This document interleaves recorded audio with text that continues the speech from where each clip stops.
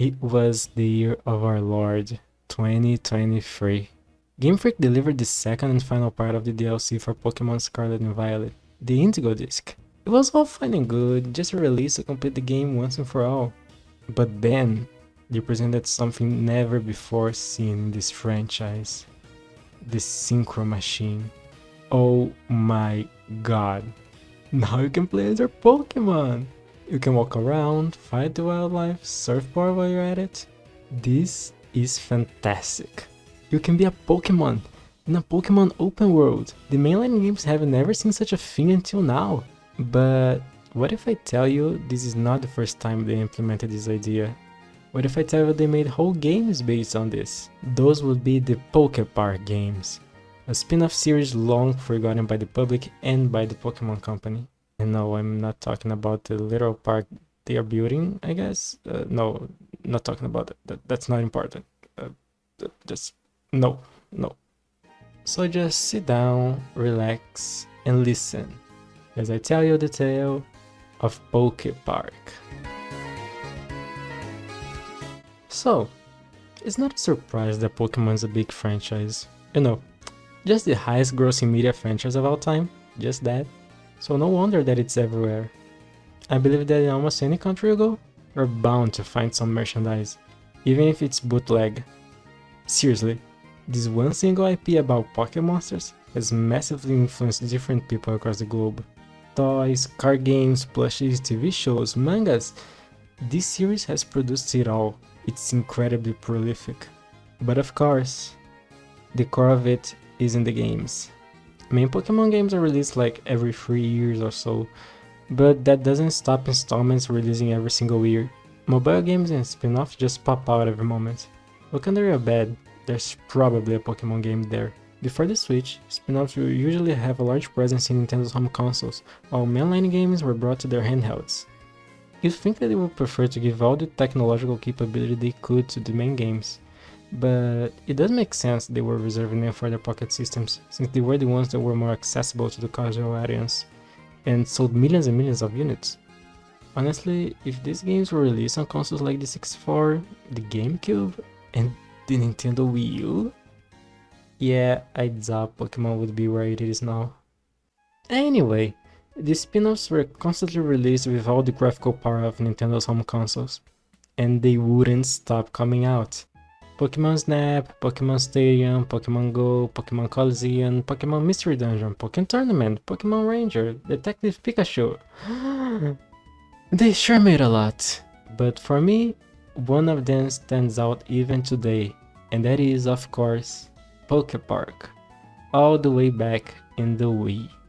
See, at that time, Pokemon was wrapping up its 4th generation to kick off the imminent arrival of the 5th generation. Back then, Mystery Dungeon was the one spin-off where you could play as a Pokemon and explore a world fully populated by then. But I admit, I am not too fond of this one. I feel that it's not as good at immersing the player. Although it still does a good job at creating the feel for this little Pokemon town where everyone has a role and lives together. And actually, Mystery Dungeon was doing well, with constant releases during the 2000s and reasonably good sales. But it all changed when, at the end of the decade, Creatures Inc., one of the owners of the Pokemon brand, started developing a new spin-off adventure, PokéPark Wii Pikachu's Adventure. There isn't much information about the development of this game. Nevertheless, it was released in December 2009 for the Wii. Actually, it ended up flying under the radar, selling just a bit over 1 million units at the peak of the Wii's era, which would make you think it sold more. But anyway, this is PokéPark. It might seem simple, and it is. But if you get past how plain it looks at first, you start to see how this game has a childhood magic to it. Just think about it. You're Pikachu.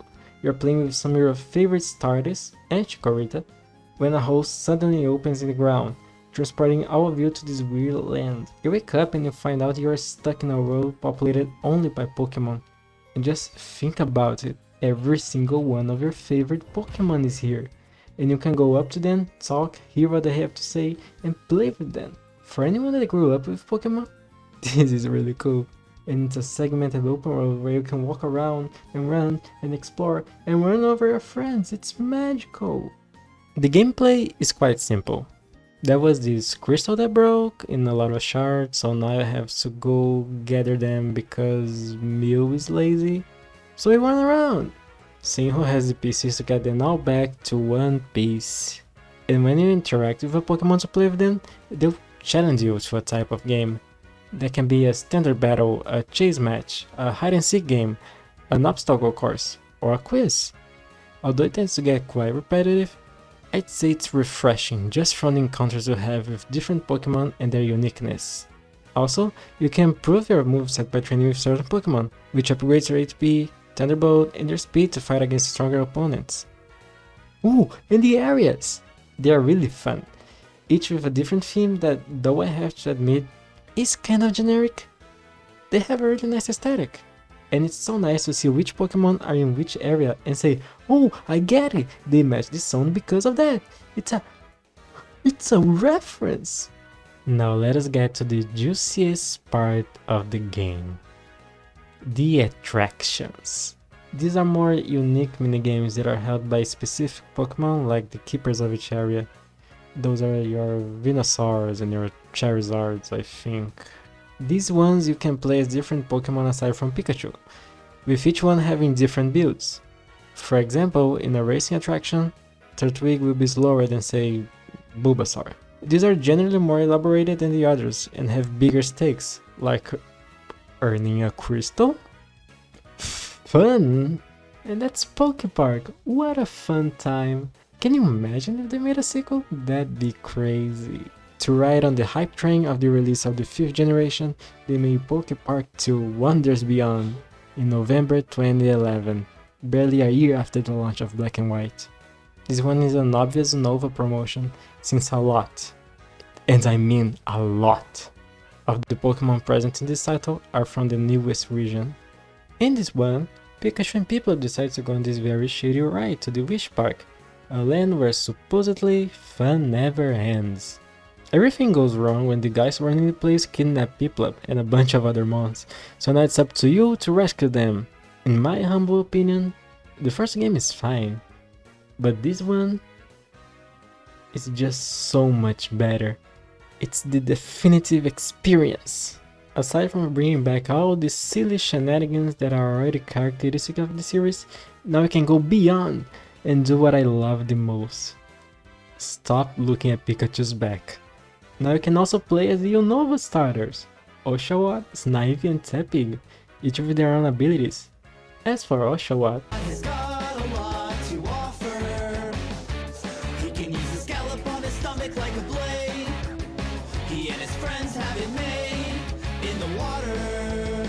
Snivy can go fast and jump higher, and Tepig can break stuff others can't. Just playing as these guys made me love them a lot more. Frankly, that may be the reason I love the 5th generation starters more than any other trio. I just grew up with them. But it's so fun! After a whole game stuck as Pikachu, now I get more variety in the way you interact with the world, and each character has their evolution trained then this time. It's so fun! I will say the areas here are less varied than in the first game, with them being fewer in quantity, although they're still quite nice. Now there's a plaza that works as a hub to connect the other zones, and then there's this area with a train station and a laboratory. There are some good ones here, in addition to the Wish Park, an all new area that is present all throughout the game. It's this eerie, weird place where all the Pokemon are being abducted to. These places are the only area with attractions in this one. And to be honest, they have been toned down quite a bit, just having like 4 of them around and you're stuck with the main 4 playable characters in them. But nonetheless, they still are a good time. The cake one is visually satisfying, I just want to eat those cakes. The dancing one is hellish fun, the fighting one is fast paced, and the flight one exists!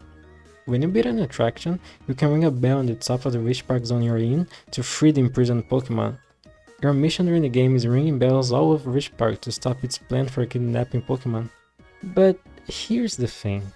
The core aspect of the game, and to some extent of the first one too.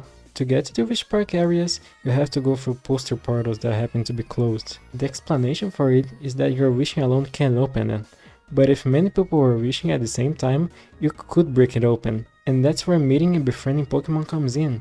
By getting friends, we guarantee that you can get to the Wish Park. The game in its essence incentivizes you to go meet and talk to each Pokemon you find, hear what they have to say, and spend time with them. This makes them become way more interesting.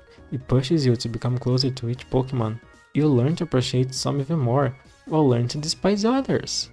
Honestly, I think I wouldn't like Gen 5 as much as I do if it weren't for these games.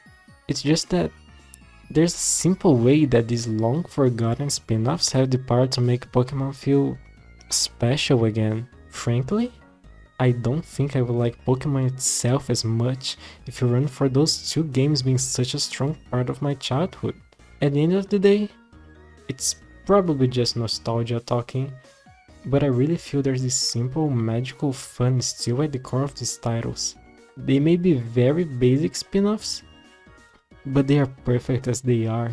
The Synchro Machine in Scarlet and Violet and the use of the PokéPark trademark for an amusement park may be evidence that they are not willing to bring these games back and are just taking what they see of value.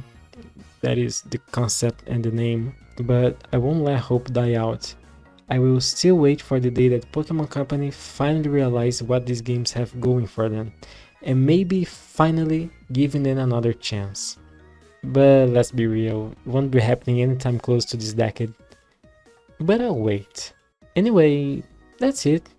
Thank you for watching and I hope you liked this. Bye!